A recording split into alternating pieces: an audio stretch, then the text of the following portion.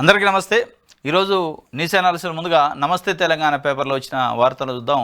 బడుగురైతే సర్కార్ టార్గెట్, నిరుపేదలపైన ప్రతాపం, పట్టణాల్లో చెరువులు, ట్రాఫిక్ పేరిట కూల్చివేతలు, నిత్యం ఏదో చోట నెలమట్టం అవుతున్న నిర్మాణాలు, బడాబాబుల అక్రమాల వైపు కన్నెత్తి చూడని తీరు, సాకులతో నగరం చుట్టూ బలవంతపు భూసేకరణ, 16 నెలలుగా రైతుల కంటి మీద కొనుక్కు కరువు, మరోవైపు అసైన్ భూములపై వాలుతున్న పెద్దలు, సన్న చిన్నకారు రైతులే లక్ష్యంగా భూముల దందా. మార్పు అంటే అధికారంలోకి వచ్చిన కాంగ్రెస్ రాష్ట్రంలో పెద్ద మార్పునే తెచ్చింది. పేదలను కొట్టేలా, పెద్దలకు పెట్టేలా అన్న విధానాన్ని అమలు చేస్తున్నది. బడుగులు పేద రైతులను టార్గెట్ చేసుకొని ఏడాదిన్నరగా ఆయా వర్గాలను కంటి మీద కునుకు లేకుండా చేస్తున్నది. రోజుకో కూల్చివేత, వారానికి బలవంతపు భూసేకరణ అన్నట్టుగా పల్లె పట్టణ తేడా లేకుండా నిరుపేదలపై పేదలతో చెడుగుడు ఆడుతుంది. వాస్తవంగా హైడ్రా పేరుతోనే హైదరాబాద్లో పేదల బతుకుల్ని ఛిద్రం చేసింది హైడ్రా. కాకపోతే వాళ్ళు చెప్పేది ఏంటంటే చెరువులను కాపాడను, ఎఫ్టీఎల్ ల్యాండ్లు కాపాడను, బఫర్ జోన్ను కాపాడను అంటున్నాను. ఈ బఫర్ జోన్లు, చెరువులు, ఎఫ్టీఎల్ ల్యాండ్ని కాపాడటం, కబ్జా నుంచి విముక్తి చేయటం కేవలం పేదలు ఇండ్లు వేసుకున్న దగ్గరనే, పెద్దోళ్ళు ఉన్న దగ్గర ఉంది. అనేక మంది ఫామ్ హౌస్లు కట్టుకున్నారు, గెస్ట్ హౌస్లు కట్టుకున్నారు, రిసార్ట్లు కట్టుకున్నారు. ఒక రిసార్ట్ కానీ, ఫామ్ హౌస్ కానీ, గెస్ట్ హౌస్ కానీ ఇటుక పెళ్ళ కూడా కదలే. కానీ పేదోళ్ళు ఇల్లు కాడికి వచ్చేటాలకి గంటల వ్యవధిలోనే కుప్పగూలిపోతుంది. తినే అన్నంలో కూడా మట్టి పోసిపోయిన పరిస్థితి ఉంది. ఇది వాస్తవంగా పేదోళ్ళే టార్గెట్.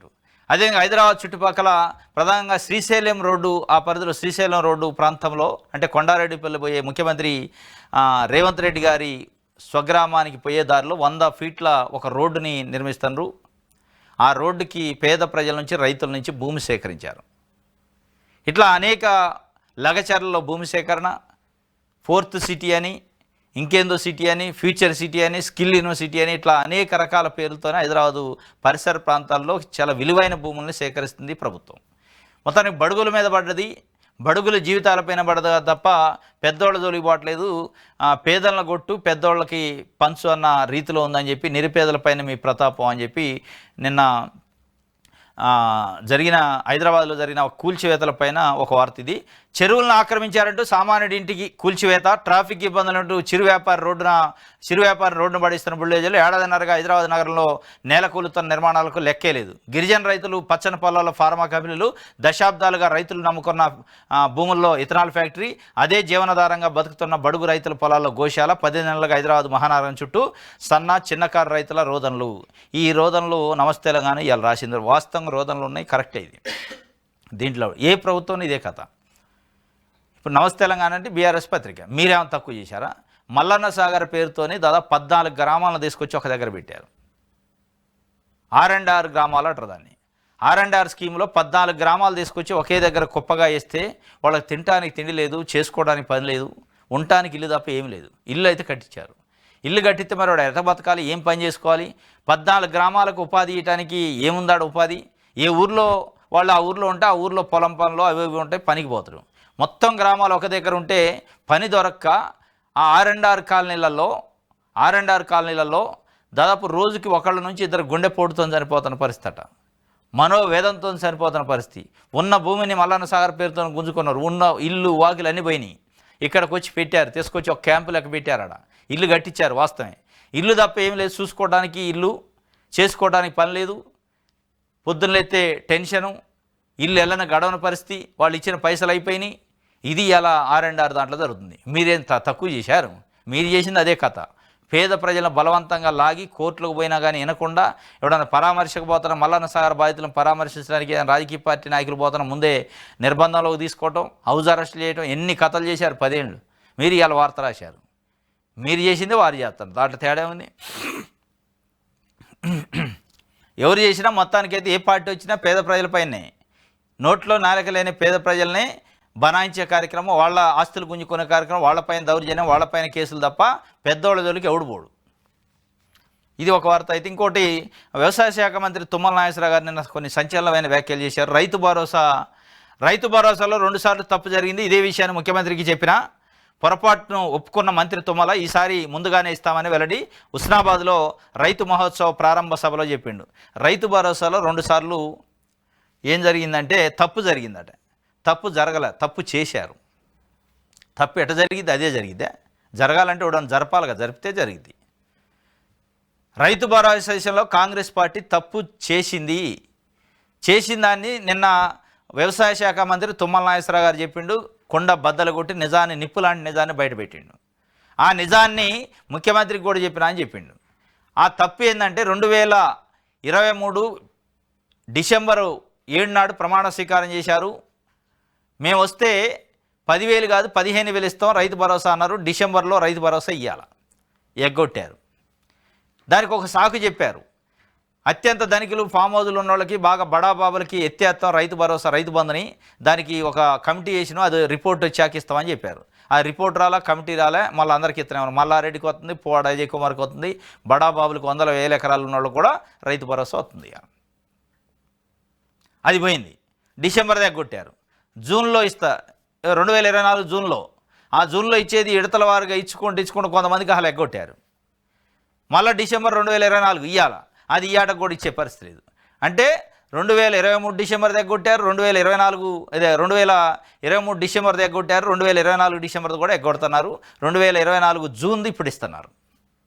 ఇక చూడండి, అంటే ఏదో 2 దఫాలుగా ఎగ్గొట్టిన పరిస్థితి. అందుకే తప్పు జరిగింది అంటే తప్పు జరగల, తప్పు చేశారు, అది ఒప్పుకోనుడు ఆయన. ఎందుకంటే సీనియర్ పొలిటీషియన్ కాబట్టి జరిగిందని ఒప్పుకోండు. ఇప్పటికైనా ప్రభుత్వం సరి చేసుకోవాలి దాన్ని.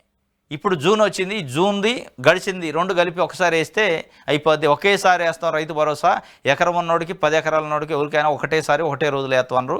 అది ఎట్లా వేస్తే తప్ప, లేదంటే మీరు అన్నట్టే తప్పు జరిగింది అంటున్నారు కదా, తప్పు చేశారు, ఆ తప్పుని ప్రజలు సరి చేస్తారు, దాంట్లో డౌట్ లేదు.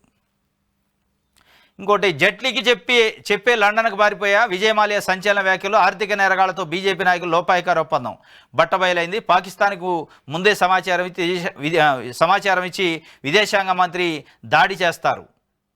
ఆర్థిక మంత్రికి ముందే సమాచారం ఇచ్చి ఆర్థిక నేరగాళ్లు దేశం విడిచి పారిపోతారు. నరేంద్ర మోదీకి చెందిన మొత్తం వ్యవస్థ సరెండర్ అయినట్లుగా ఉంది అని విపక్షం చెబుతుంది. అరుణ్ జైట్లీ అని అప్పుడు ఆర్థిక శాఖ మంత్రిగా ఉండు, మోడీ గవర్నమెంట్లో, మొదటి గవర్నమెంట్లో, ఫస్ట్ 2014లో. అప్పుడు విజయమాల్యా బయటకు పోయిండు, ఆర్థిక శాఖ మంత్రికి చెప్పే పోయిండట, మొత్తం మీ దగ్గర అన్ని డబ్బులు మన బ్యాంకులో అన్నీ దోసుకొని నేను బయటికి పోతాను, కానీ ఇక నా గురించి బెంగ పెట్టుకో, మాకు ఏదైనా మన ఫోన్లో మాట్లాడుకుందామని చెప్పిపోయిండు. ఏంపాడు కాకపోతే ఆయన లేడు, ఇప్పుడు చనిపోయిండు.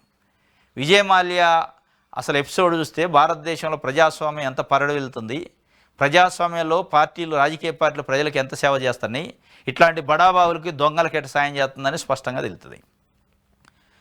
ఇలా విజయమాల్యా ఇక్కడ బ్యాంకులకి 1,000 కోట్ల రూపాయలు ఎగ్గొట్టి వెళ్ళిపోయిండు, లండన్కి పారిపోవడానికి వీళ్ళంతా సహకరించినట్టు దీన్ని బట్టి పంపించారు.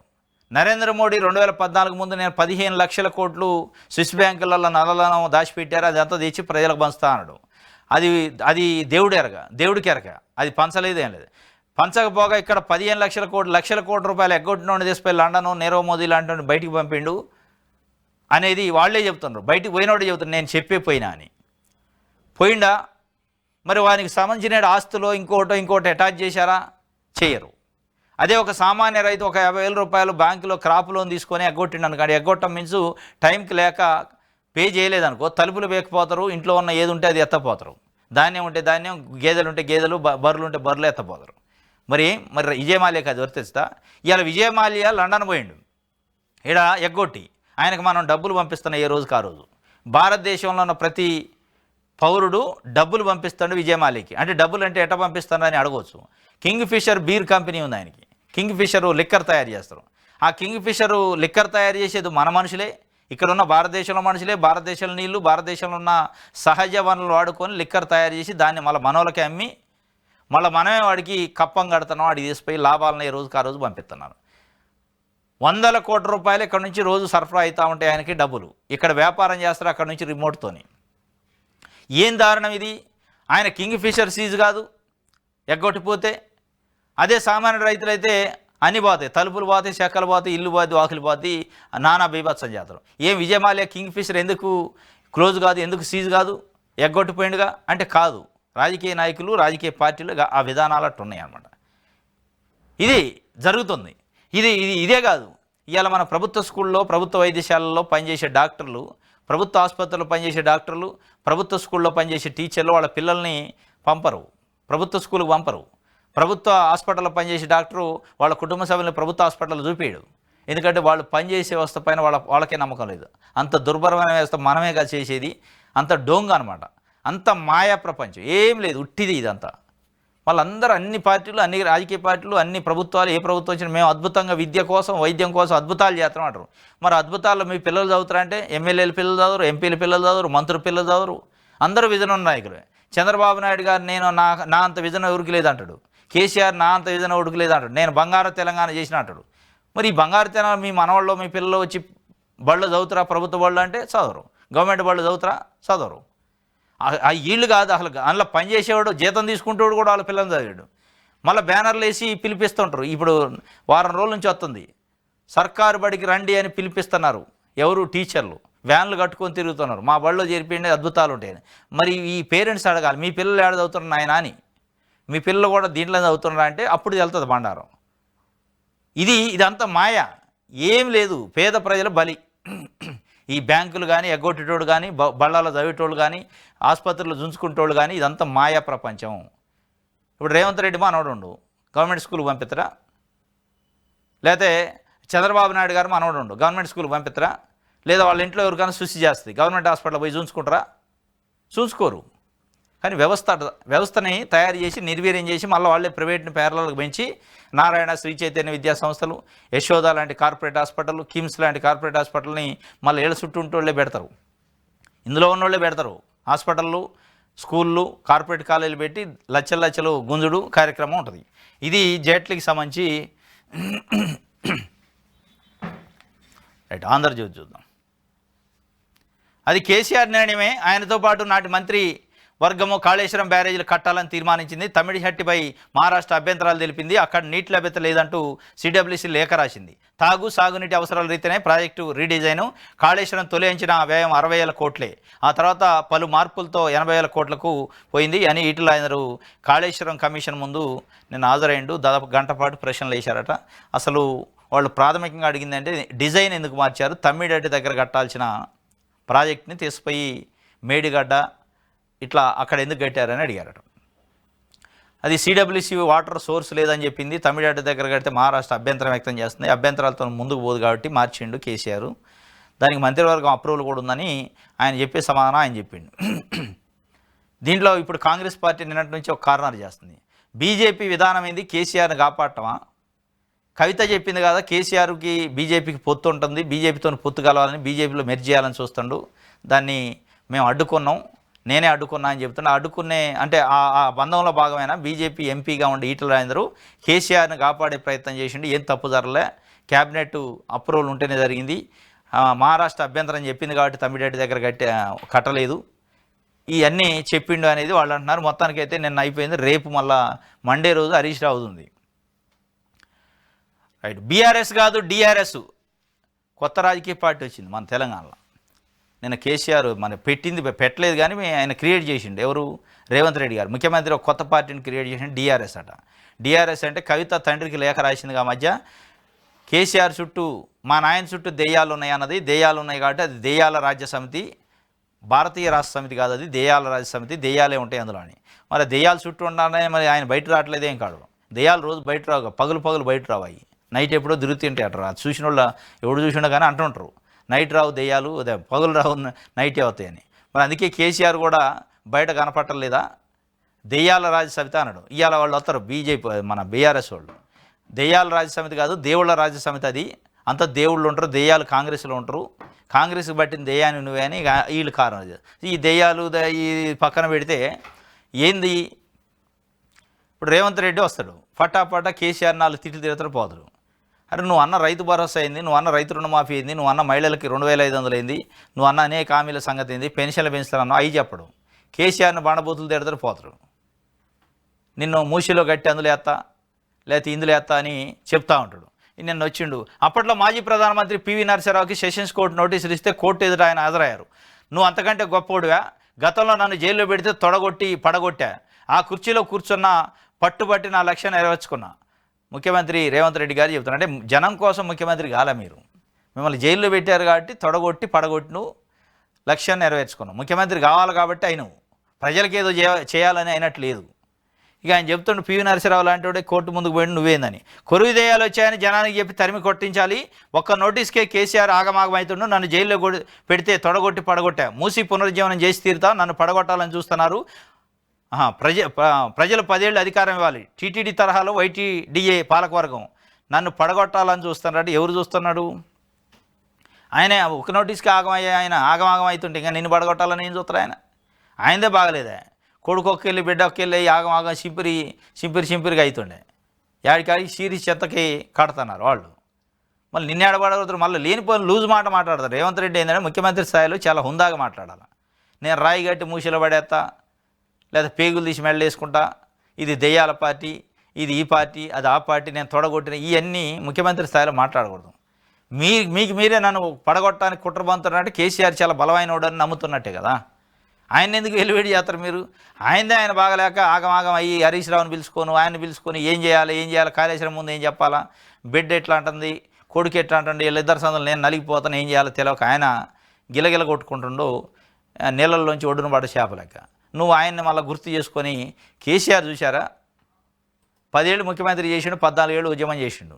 ముఖ్యమంత్రి వరంగల్లో రజతోత్సవం జరిగితే ముఖ్యమంత్రి రేవంత్ రెడ్డి పేరు ఒకసారి కూడా ఉచ్ఛరించలే. ఆయన 53 నిమిషాలు ఏం మాట్లాడిండు, 53 నిమిషాల్లో ఒకసారి కూడా రేవంత్ రెడ్డి ముఖ్యమంత్రికి ఇట్లా చేస్తుండో అని చెప్పలే, ఇండైరెక్ట్గా చెప్పిండు. అది ఉందా రాజకీయం అంటే? మీరు 10 రోజులు 10 సార్లు ముఖ్యమంత్రిగా ఉండి మీరు ఆయన కేసీఆర్ గురించే చెబుతున్నారు. ఆయన అరే పామదల బండి బయట రానోడు గురించి 10 ఎందుకు చెబుతున్నారు అంటే ఆయన మీరు ప్రజల్లో ఇంకా గుర్తింపు వచ్చినట్టు చేస్తారు తప్ప ఏమి లేదు. మొత్తానికైతే బీఆర్ఎస్ పార్టీ పోయి డిఆర్ఎస్ అయిందట.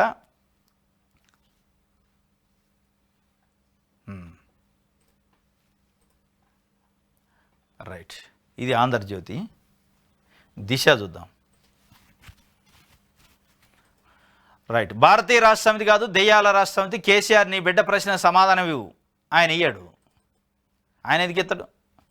ఆయన ఎప్పుడు కూడా నెగిటివ్ జరిగితే బయట రాడు. కేసీఆర్ ఒకటే, ఎలక్షన్స్లో ఓడిపోయిన అనుకో 3 నెలలు బయట రాడు, గెలిచిన అనుకో 3 నిమిషాల్లో బయటకు వస్తాడు. వచ్చి ఇటో కరడైన మంది అటో కరడైన మంది కూర్చుంటారు. ఇక ఇట్లా దూడ్చుకుంటా తిట్టకుండా ఎవడో తిడతా ఉంటాడు. ఇట్లాంటివి జరిగిందనుకో బయటికి రాడు. వాస్తవంగా ఎంత అప్రజాస్వామికంగా బీఆర్ఎస్ పార్టీ వ్యవహరిస్తుందంటే, అంటే అన్ని రాజకీయ పార్టీలు అంతే ఏడ్చినాయి అనుకోండి. బిడ్డ డైరెక్ట్గా లెటర్ రాసింది, బయట పెట్టింది, దెయ్యాలు ఉన్నాయి కేసీఆర్ చుట్టూ అన్నది, కుట్ర జరుగుతుంది అన్నది, డైరెక్ట్గా విమర్శించింది. ఒక్క చర్య లేదు, సోకాదు నోటీస్ లేదు. తాటికొండ రాజా, ఆలయ నరేంద్ర, విజయశాంతి, ఈటెల రాజేందర్ ఏం తప్పు చేశారో తెలియకుండా సస్పెండ్ చేసి పడేశారు. అసలు వాళ్ళు చేసింది ఏందో కూడా చెప్పలే బయటికి. ఇగో ఇంత వేరియేషన్ ఉంది. కుటుంబ సభ్యురాలు కాబట్టి ఒక్క చర్య లేదు. ఇవాళ ముఖ్యమంత్రి అడుగుతుండు, నీ బిడ్డ వేసిన ప్రశ్నలకు సమానం చెప్పు బిడ్డ అని. ఆయన చెప్పడు, బిడ్డ కాబట్టి వేసిన ప్రశ్నకు సమానం చెప్పడు. లోపల మాట్లాడుకుంటారు వాళ్ళు. దర్జా తిరుగుతుంది మంచిగా, సస్పెన్షన్ లేదు, ఏది లేదు. అదే వేరే నాయకుడు ఎవరన్నా ఒక బీసీఓ, ఎస్టీఓ, మైనార్టీ నాయకుడు, ఇంకొక నాయకుడు తప్పు చేస్తే, లేదా వాళ్ళ కుటుంబ సభ్యుడు కాకుండా ఇంకొకళ్ళు ఎవరైనా తప్పు చేస్తే ఇమీడియట్గా సస్పెన్షనే. పార్టీ వ్యతిరేక కార్యకలాపాలకు పాల్పడ్డాడు. ఇక మళ్ళా చోటా గ్యాంగ్ మొత్తం బయటకు వచ్చి ప్రెస్ మీట్ పెడతారు. ఇది ఎట్లా అది ఎట్లా, అసలు కేసీఆర్ నేను జీవితాన్ని ఇచ్చిండు, నేను బతికిచ్చిండు, లేదా చచ్చిపోయేటాడు అని చెప్తారు. ఈటల రాజేందర్ అప్పుడే చెప్పారు, కేసీఆర్ లేకపోతే ఈటల రాజేందర్ ఎక్కడ ఉండు, ఆయన బొమ్మలైంది, నువ్వేడ బతికి నువ్వేంది అని పెద్ద మాట్లాడారు. ఇప్పుడు మరి కవిత విషయంలో ఒక్కడు మాట్లాడలే. ఇది ఆయన అంటాడు, నీ బిడ్డ వేసిన ప్రశ్న సమానం చెప్పని. కాళేశ్వరం సమాచారం అంతా కేసీఆర్ హరీష్ వద్దే ఉంది. ప్రాజెక్ట్ నిర్ణయం కేసీఆర్దే, ఇరిగేషన్ ఆధ్వర్యంలో అన్ని పనులు జరిగినాయి అని చెప్పి మొత్తానికి కేసీఆర్ హరీష్ మేము పెట్టి బయటకు వచ్చిండు. నేను ఈ నెలలోనే మంత్రివర్గ విస్తరణకు ఛాన్సు, మెజార్టీ ఎమ్మెల్యేలు పనితీరు బాగలేదు, మార్చుకోవాలి. TPCC chief Mahesh Kumar Goud. అసలు మీరు చెప్పే మాటలకు ఎలువ లేకుండా అయిపోయింది. ఈ అమ్మ ఏ నెల వచ్చినా ఈ నెలలోనే అంటారు. ఏ నెల అసలు దానికి అర్థం ఉందా? అర్థం ఉందా? ఈ నెలలోనే అంట. ఈ నెల అంటే ఏ నెల? జూనా, జూలైయా, ఆగస్టా? మేలో కూడా ఇదే మాట చెప్తారు. మే ఆఖరికి ఉంటుంది, జూన్ మొదటి వీక్ అయిపోయాయి, జూన్ మొదటి వారం అయిపోయాయి. అవి ఉట్టిగా చేసిన రోజు చేతురు ఎందుకు స్టేట్మెంట్లు? ఈ స్టేట్మెంట్ ఇచ్చి జనాన్ని డైవర్షన్ చేయడం తప్ప ఈ నెలలో ఉంటుంది అటు విస్తరణ.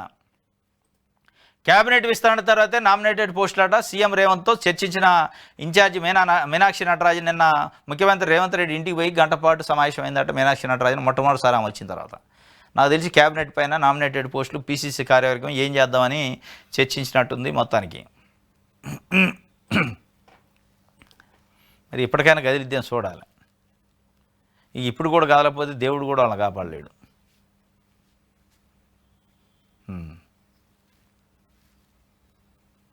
బనకచర్లను అడ్డుకోండి ఎవడొద్దండు. ఈయన రోజు ఒక స్టేట్ బనకచర్లను అడ్డుకుంటాం అని పేపర్లో వేసేది అడ్డంగా పండాలి కానీ పోయి ఢిల్లీలో జంతర్ మంతర్ దగ్గర అడ్డం పండితే మొత్తం జాతీయ స్థాయిలో తెలిసింది బనకచర్లు ఏంది, చంద్రబాబు నాయుడు గారు ఏం చేస్తాడని. నువ్వు ఏడ కూర్చొని నేను బనకచర్లను అడ్డుకుంటాను రోజు ఒకసారి సెక్రటరియట్లో కూర్చొని ఓ ప్రెస్ నోట్ ఇస్తే ఆగుతుంది. అది బనకచర్లను అడ్డుకుంటామని ప్రెస్ నోట్లతో ఆగదు, రంగంలోకి దిగాల. ఎందుకు ఆగదంటే అక్కడ ఉన్న ఎన్డీఏ కూటమి మోడీ ప్రభుత్వం చంద్రబాబు నాయుడు గారి ఎంపీల పైన ఆధారపడి ఉంది. ఎట్లాగిద్ది? ఆగాలంటే మీరు తెగించాలా, సొక్కాలు చింపుకోవాలా, పోయి అవసరమైతే పండుకోవాలా.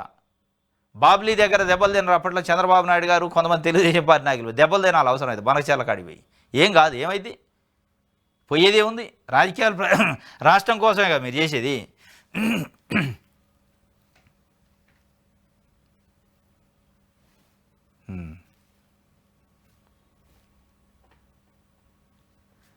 కేటీఆర్కి సుప్రీంకోర్టు నోటీసులు పంపిందట. కాంగ్రెస్ ప్రభుత్వం 25,000 కోట్ల అవినీతికి పాల్పడిందని బీఆర్ఎస్ నేత ఆరోపణలు. కాంగ్రెస్ నాయకురాలు ఆత్రం సుగుణ పిటిషన్పై విచారణ.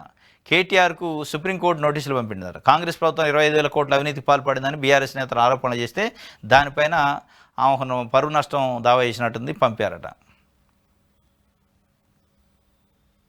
సీఎం వస్తున్నారు, పెళ్లి మరొక చోట చేసుకోండి అని తిరుమలాపురంకు సీఎం రాక సందర్భంగా అధికారులు హల్చల్. సభాస్థలికి సమీపంలో జరగాల్సిన పెళ్లిని అడ్డుకున్న వైనం బెంబేలెత్తిన పెళ్లి పెద్దలు. అప్పటికప్పుడు యాదగిరిగుట్ట కుమార్ని వివాహ వేడుక.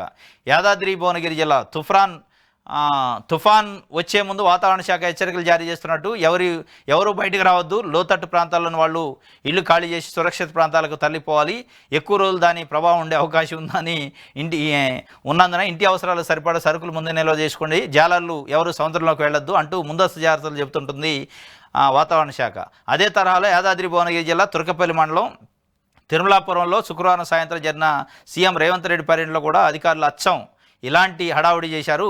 ఇక్కడ సీఎం సభ ఉంది, మీ వివాహం చేసుకోవద్దు, సీఎం సభకు వచ్చే జనాలతో ఇక్కడంతా రద్దీగా ఉంటుంది, మీ పెళ్లి తంతు వేరే చోట మార్చేయండి అంటూ అధికారులు హుకం జారీ చేసిన తీరును సర్వత్రా చర్చనీయాంశంగా మారింది. ఆలేరు నియోజకవర్గం తురకపల్లి మండలం తిరుమలాపురం స్థానిక ఎమ్మెల్యే ప్రభుత్వ విపు బీర్లా ఐలయ్య పుట్టినరోజు సందర్భంగా రేవంత్ రెడ్డి శుక్రవారం పలు అభివృద్ధి పనులకు శంకుస్థాపన చేశారు. సీఎం బహిరంగ సభ కోసం ఏకంగా 50,000 మంది జనాన్ని తరలించాలన్న ఎమ్మెల్యే ఆదేశాలతో అధికారులు వ్యవహరించిన తీరు తీవ్ర విమర్శలు పాలవుతుంది.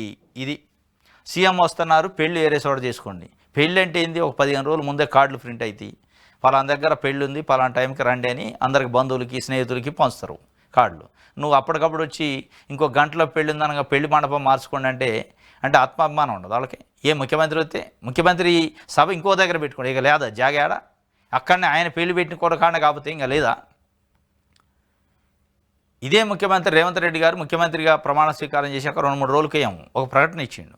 హైదరాబాద్లో కానీ ఎక్కడైనా నేను కాన్వాయ్ పోతుంటే అసలు నాకు ఆపొద్దు, కాన్వాయ్ని అంటే పబ్లిక్ని ఇబ్బంది కలిగించకుండా సామాన్య ప్రజల లెక్క నన్ను పోనీయండి అన్నాను.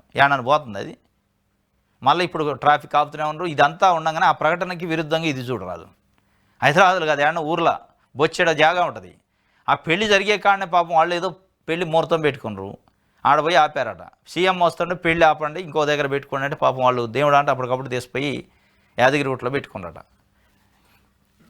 ఇట్లుంటుంది మన రాజకీయ నాయకులు చెప్పేదానికి చేసేదానికి.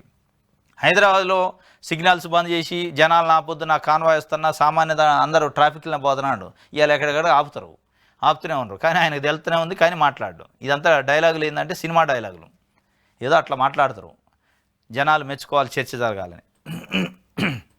ఒక్క నోటీస్కే ఆగమవుతున్నారు. కాళేశ్వరం కమిషన్కు జవాబు చెప్పకుండా మాపై ఎదురుదాడి చేస్తున్నాడు. కేసీఆర్పై సీఎం రేవంత్ రెడ్డి ఫైర్. అసలు ఆయన బయటికి రాడా, ఎదురుదాడి చేసిండు. ఆయన బయటికి రాడా ఇంతవరకు, రజతోత్సవాలకు వచ్చిండు మధ్యలో, ఇంతవరకు బయట రాలే. ఏం ఆగమైంది, ఆయన ఏం ఆగమైంది, పురుషత కూడా మీరు ఆగమవుతున్నారు. నోటీస్ పంపితే ఏమవుతుందని మీరు ఆగం అయ్యి కాళేశ్వరం కమిషన్ 400 పేజీలతో రిపోర్ట్ తయారు చేసి సబ్మిట్ చేయడానికి రెడీగా ఉంది. ఆ సందర్భంలో ఇంకా రేపో మాపో తీసుకొచ్చి గవర్నమెంట్కి ఇవ్వాలా పీసీ ఘోష్ గారు. ఓరు నాయన నీ రిపోర్ట్ ఏంది, కేసీఆర్కి నోటీస్ ఇవ్వకుండా రిపోర్ట్ ఇస్తే ఇక మా పరువు బజార్లో పోద్ది, అది నువ్వు ఏమి ఇన్వెస్టిగేషన్ చేస్తావు కానీ నోటీస్ ఇచ్చి పిలిపి ఫస్ట్ అని ఆ నోటీస్ని ఆపారు. ఇక మీరు ఆయన ఆయన ఏం ఆగం అట్లా పురుషతకు కూర్చుండు, ఏం జరిగిద్దా అని చూస్తాడు. ఆగం కావటానికి ఏముంది, మీరు చేసే ఘనకార్యాలు. ఇప్పుడు ఫార్ములా ఈ రేస్ కేసు అంటే కేటీఆర్ని ఏదో అరెస్ట్ చేస్తారు, ఇది అది అని అలిచేది. ఏది ఆయన తొడెం కూడా వాళ్ళే, పై తొడెం కూడా వాళ్ళే. కాబట్టి ఈ బీఆర్ఎస్ వాళ్ళు మీరు పెట్టే కేసులు నోటీసులను వాళ్ళు ఉల్లిగడ్డ పొట్టు ఉంటుంది కదా పైది, ఆ పొట్టు కింద చూస్తున్నారు. ఒకటి పొట్టు ఊడిపోయిందని ఏమైనా వచ్చేది ఉందా? ఈ నోటీసులతో ఏమన్నా వాళ్ళు ఏమైనా తీసుకొచ్చి ఖజానాలు కలుపుతారు? ఏముండదు, ఉట్టిదే. ఇది అంత హైప్ అనమాట. వణికిపోతుందట, ఆగమాగం అవుతుండట. ఆయన ఆడ ఆగమైనట్టు కనపట్లే, ఆయన చాలా లైట్ తీసుకుంటుండు. రైట్, ఇది వెలుగు. సాక్షి చూద్దాం. 10 ఏళ్ళు పగ్గాలు ఇవ్వండి, తెలంగాణను దేశంలోని ఆదర్శంగా తీర్చిదిద్దడమే నా కర్తవ్యాన్ని సీఎం రేవంత్ రెడ్డి చెబుతుండు. 10 ఏళ్ళు ఇవ్వాలట. 5 ఏళ్లతో ఫస్ట్ చెప్పరాదు. ఇప్పుడు 5 ఏళ్ళు ఇచ్చారు, 18 నెలలు అయింది. రైతు రుణమాఫీ ఏంటి, సగం సగం చేతి వదిలేతి. రైతు భరోసా ఎవడికి వస్తుందో ఎవడు రావట్లేదో ఆగమాగం. ఇక 10 ఏళ్ళు ఇస్తే ఇది ఉంటుందా తెలంగాణ అని ఇవాళ రైతులు అనుకుంటున్నారు. రైతుల్లో తీవ్రమైన వ్యతిరేకత వచ్చింది. స్వయంగా వ్యవసాయ శాఖ మంత్రి చెప్తున్నారు, రైతు భరోసా విషయంలో 2 సార్లు తప్పు జరిగింది, వాస్తవమే అని చెప్పి. మనకు బయట చెప్పట్లేదని క్యాబినెట్ మంత్రులు బాహాటంగానే సీనియర్లు అయితే ఇది కరెక్ట్ లేదు, చాలా తేడా ఉంది, జనాలలో వ్యతిరేకత వస్తుందని కూడా చెప్తున్నారు. మళ్ళీ నాకు 10 ఏళ్ళు ఇవ్వండి, నేను సస్యాన్ని చేస్తా, 5 చాలదు నాకు అంటే 5 ఏళ్లలో ఏం కాదని దాని అర్థం. ఇంకా నెక్స్ట్ మళ్ళీ ఇస్తే నేను చేస్తా అంటాడు. ఈసారి ఈ జనాలు ఏం చూస్తారు, మళ్ళీ నా నాయన నువ్వు మళ్ళీ నీకు ఓట్లు వేసి మేము గెలిపిస్తాం అని జనాలు రెడీగా ఉన్నారు. తప్పు చేసినాం అంటున్నారు పబ్లిక్. ఇలా కాంగ్రెస్ పార్టీకి ఓటేసి తప్పు చేసినాం కేసీఆర్ మీద కోపంతోనే అని. వీళ్ళ సందట్ల సడి ఏమైనా బీజేపీ వచ్చేటట్టు ఉంది, సందులో దూరేటట్టు ఉంది. ఇప్పుడు బీజేపీ వాళ్ళు మంచి కాము కూర్చొని చూస్తున్నారు. ఆ ఇద్దరికీ అంతా తెలుసు, ఆర్థిక మంత్రిగా నా పాత్ర పోషించా, క్యాబినెట్ నిర్ణయంతోనే కాళేశ్వరం అప్పటి సీఎం కేసీఆర్ ఆదేశాలను పాటించాం, రీడిజైనింగ్కు క్యాబినెట్ సబ్ కమిటీ సిఫార్సు చేసింది అని చెప్పి ఆ ఇద్దరి మీద పెట్టిండు. ఈయన ఈటెల రాజేందర్ ఆర్థిక శాఖ మంత్రిగా ఉండు. ఆ ఇద్దరే నాది ఉంది, వాళ్ళిద్దరు ఒకటి మామాలుడు, వాళ్ళు ఏం పంచుకుంటారో ఏం కథో ఏదైనా ఉంటే వాళ్ళకి తెలుసు, నాకు తెలియదని సింపుల్గా తప్పించుకోండు. కేంద్రం అండతో ఏపీ జలదోపిడి, మన అభ్యంతరాలను పట్టించుకోవడం లేదు. మరి పట్టించుకోవట్లేదు అంటే ఆపుతున్నట్టు. మన అభ్యంతరాలను అలా పట్టించుకుని నాదులు లేదంటే నేను అడ్డం పడతా అని మీడియాలో చెప్తుంటే ఇవన్నీ కాగితం పుల్లు అన్నట్టు. ఈ కాగితం పుల్లు ఏం చేయాలా, అవసరమైతే బనకచర్ల కాడికి పోయి అడ్డం పండుకోవాలా మంత్రులంతా పోయి, లేదంటే జంతర్ మంతర్ దగ్గర అన్నం తినకుండా పండుకోవాలా. ఇక అన్నం తినకుండా పండుకుంటే అప్పుడు నిరారదీక్ష చేస్తారు, శస్త్రభక్తులని ఉడని వచ్చి అందిస్తాడు. నువ్వు ఏం లేకుండా కాగితాలు రాస్తే ఊడు పట్టించుకోడా, కాగితాలు రాస్తే పట్టించుకున్నాడు ఢిల్లీలో ఓడలేడు. మొత్తం దాడి చేయటమే, పోయి నిరసన దీక్షలు చేయాలా, ఉట్టుటికి చేస్తే ఎవడు పట్టించుకుంటాడా.